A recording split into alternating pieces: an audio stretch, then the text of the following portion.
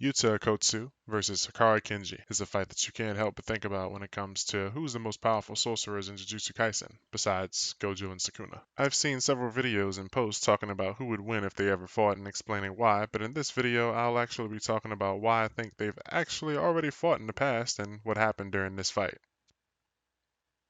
Remember, this is a theory video, so the things I'll be talking about are my own headcanon. They haven't been confirmed in manga before, so don't take it too serious and, try to have fun. If you find this video entertaining, please hit the like and subscribe and comment below and let me know what you think. So for the two characters in question, we know that Yuta is a special grade, and although we don't have a grade currently for Hakari, we do know that Gojo thought of both Yuta and Hakari earlier in the series when he thought of students under him that would one day rise to his level. With the recent information given to us from Kenjaku stating that special grades are people with the ability to topple a nation, I'd say Hakari doesn't possess that type of ability to do anything that drastic, but I'd also argue that he would be in the same ballpark with special grades in terms of strength without ability. Yuta, on the other hand, with Rika, can copy abilities and potentially take down a nation using all the things that he has in his arsenal if he wanted to, I believe.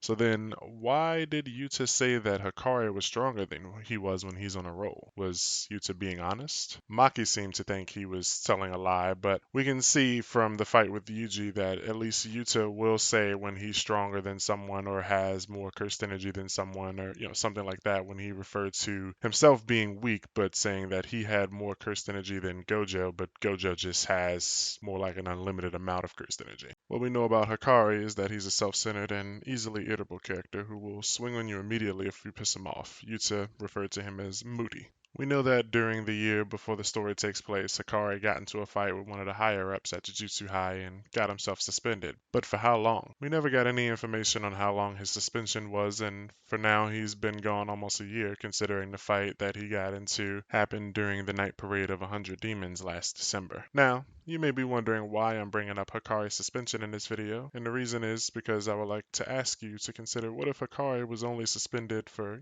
2 weeks or a month. Imagine, his suspension ends and they're like, hey, where the hell is Hakari? He hasn't shown back up, and they try and send people after him, and nobody can bring him back. He's a hothead. He says, to hell with you guys. I'm going my own way. This is where my theory comes in, and a situation where Hakari was only actually suspended for a short period of time, and Yuta was assigned the job of retrieving him, similar to his job as Yuji's executioner at the end of the Shibuya incident. During Hakari's Fight Club arc, we see how everyone is on edge about Hakari finding out they're from the school, and when Hakari does eventually find out, he goes into a frenzy and starts beating the hell out of Yuji.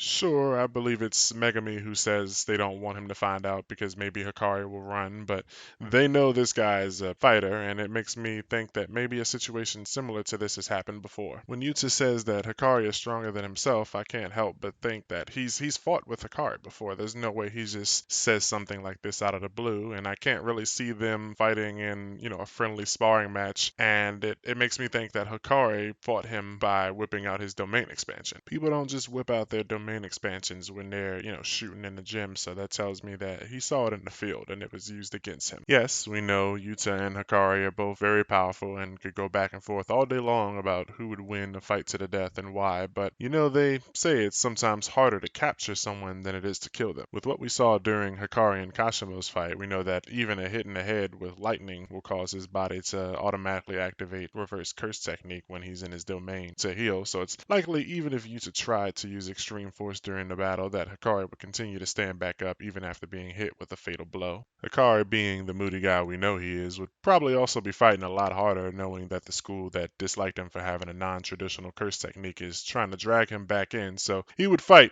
like hell to resist capture. It would probably look more like his fight versus Yuji than his fight with Charles or Kashimo, but he may implement the techniques he used versus Kashimo. You may disagree with this part, but after watching Hakari beat Yuji silly around on the rooftop and then trade blows with Kashimo during their game of knuckle tennis with a shipping container, I think Hakari would actually be able to fight off Rika the same way that Ryu did during the Sendai Colony fight, and even if Hakari suffered enough damage in a moment to nearly be captured, he can just continuously spam his domain ability.